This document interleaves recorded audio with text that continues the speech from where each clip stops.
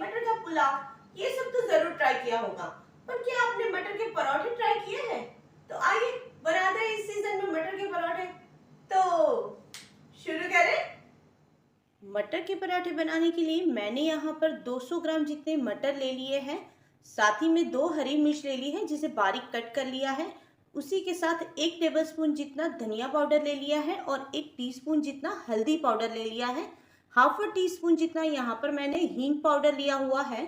और साथ ही में ये मटर के पराठे के अंदर हम कोई बाहर का गरम मसाला यूज़ नहीं कर रहे हैं और मसाला हम हमारा खुद का ही तैयार कर रहे हैं।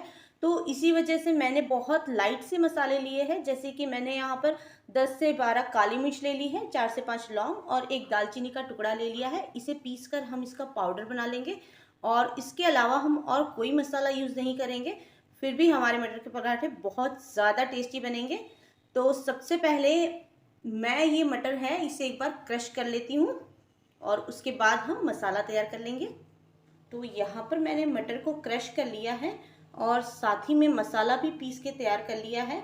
मटर को क्रश करने के लिए आप चॉपर का यूज़ कर सकते हैं, बहुत आसानी से मटर क्रश हो जाते हैं। तो आइए अब तैयार कर लेते हैं हम हमारा मसाला। मटर के पराठों की स्टफिंग तैयार करने के लिए मैंने यहाँ पर एक पैन ले लिया है और अब मैं यहाँ पर 1 टेबलस्पून जितना ऑयल डाल रही हूँ। ऑयल अच्छे से गर्म हो गया है तो अब यहाँ पर हाफ अ टीस्पून जितना जीरा डाल दिया है मैंने, साथ ही में हींग पाउडर भी डाल दिया है और उसी के साथ यहाँ पर ये हरी मिर्ची है। ध्यान रखिएगा हरी मिर्ची बारीक कट करिएगा ताकि हमारे पराठे जो है वो फट ना जाए।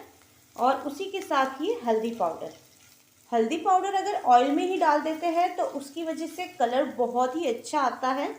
और अब हम हमारा ये जो क्रश किए हुए मटर है वो भी डाल लेते हैं, अच्छे से मिक्स कर लेती हूँ इसे एक बार। इसे अराउंड 2 to 3 मिनट्स के लिए मैं ढक के एक बार हो जाने देती हूँ, उसके बाद हम ढक्कन ओपन कर देंगे। 2 से 3 मिनट हो गई है तो इसी टाइम मैं ये लीड जो है उसे हटा देती हूँ और अब हम हमारे मटर के मसाले को कुक करेंगे, विदाउट लीड कुक करेंगे, जिसकी वजह से ये मसाला थोड़ा ड्राई हो जाए। लीड लगी होने से उसके अंदर मॉइस्चर कांस्टेंट रहता ही है तो हमारे पराठे फट जाने का डर रहता है, तो मॉइस्चर कम हो जाए, इसीलिए अब हम ये मसाले को बिना लीड के कुक करेंगे। साथ ही में मैंने नमक भी ऐड कर लिया है, उसी के साथ ये धनिया पाउडर भी डाल देती हूँ मैं और साथ ही में जो हमने ये गरम मसाला पीसा था। अब इसे अच्छे से एक बार मिक्स कर लेते हैं। इसे अराउंड 5 to 6 मिनट्स के लिए और कुक कर लेते हैं हम। स्टफिंग बिल्कुल रेडी हो गई है तो इस टाइम मैं गैस ऑफ कर देती हूँ और एक बार हम इसे बिल्कुल ठंडा हो जाने देते हैं, उसके बाद पराठे तैयार करेंगे। तब तक पराठे बनाने के लिए हम डो तैयार कर लेते हैं। डो तैयार करने के लिए मैं यहाँ पर 1 कप जितना गेहूं का आटा ले रही हूँ और साथ ही में थोड़ा सा नमक और डाल लेते हैं, थोड़ा थोड़ा सा पानी डाल रही हूँ मैं यहाँ पर। हम ये डो ज़्यादा टाइट नहीं लगाएंगे और ये डो लगाने के लिए हम बिल्कुल भी ऑयल वगैरह का यूज़ नहीं करेंगे।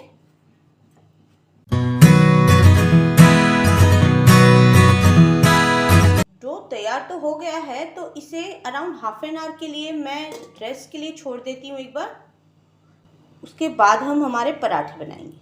मटर का स्टफिंग तो बिल्कुल ठंडा हो गया है तो आइए अब पराठे भी बेल लेते हैं। तो जो हमने आटा गूंथा था, जो हमने डो तैयार किया था, उसी से मैं एक छोटा सा बॉल तैयार कर लेती हूँ और इसे एक बार मैं आटे में रोल कर लेती हूँ।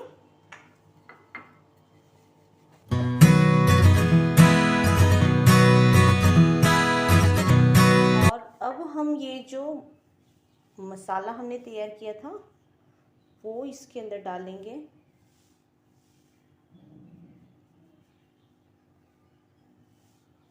स्टफिंग थोड़ी सी ज़्यादा होती है ना तो पराठे खाने का मज़ा भी ज़्यादा ही आता है।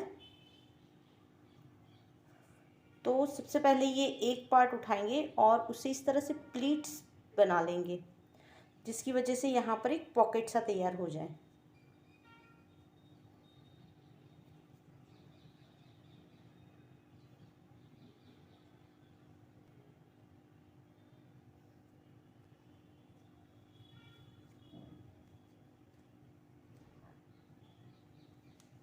और अब ये एक्स्ट्रा वाला आटा जो है वो निकाल देती हूँ मैं।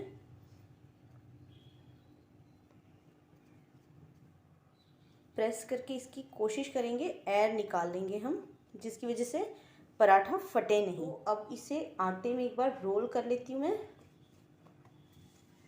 और इसे बेल लेंगे। स्टफिंग अगर ड्राई होती है ना तो पराठा कभी भी नहीं फटता है, तो कोशिश कीजिए स्टफिंग हमेशा ही ड्राई रखिए। अगर वेजिटेबल्स वॉश भी करते हैं ना आप, तो उसका भी पानी अच्छे से ड्रेन हो जाने दीजिए।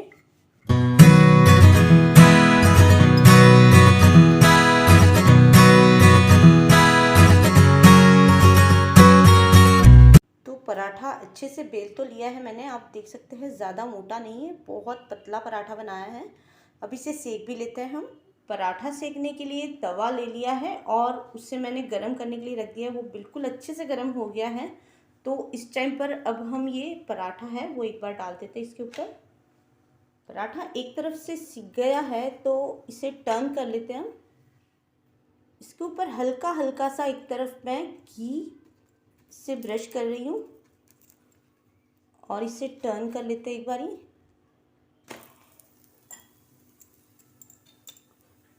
दूसरी तरफ और घी लगा देते हैं, हल्का हल्का सा ही लगाना है। पराठा दोनों तरफ से अच्छे से सिक गया है, तो अब इसे निकाल लेती हूँ मैं और एक और पराठा सेक लेते हैं।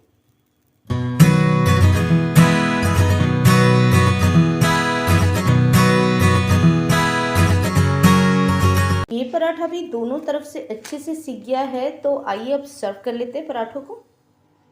गरम गरम पराठे अगर दही के साथ सर्व किए जाए तो उसका मज़ा ही दुगना हो जाता है। तो लीजिए, तैयार है हमारे मटर के पराठे। बनाइए इसे और एंजॉय ज़रूर कीजिए।